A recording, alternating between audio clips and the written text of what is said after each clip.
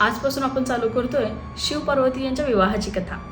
ज्यावेळी ब्रह्माजींनी विश्वाची निर्मिती केली त्यावेळी त्यांनी आपले पुत्र दक्ष यांना जीवसृष्टीच्या विस्तारासाठी धरतीवर पाठवले।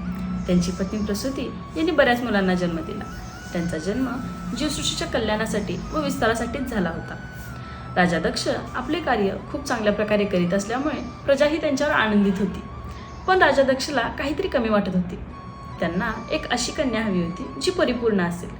त्यामुळे त्यांनी देवी आदिशक्तीची तपश्चर्या केली। देवी आदिशक्तीने त्यांच्यावर प्रसन्न होऊन त्यांच्या घरी मुलीच्या रूपात जन्म घेण्याची तयारी दर्शवली। कालांतराने राजा दक्षच्या घरी मुलीचा जन्म झाला। सत्यातून जन्मलेली म्हणून तिचे नाव सती असे ठेवण्यात आले। देवी सती मोठ्या होत होत्या। त्यांच्या प्रत्येक मोठ्या बहिणींचे विवाह देवता व ऋषीमुनी यांच्यासोबत करण्यात आले होते। आता राजा दक्षला आपल्या सर्वात लहान व आवडत्या कन्येच्या विवाहाची चिंता सतावू लागली होती।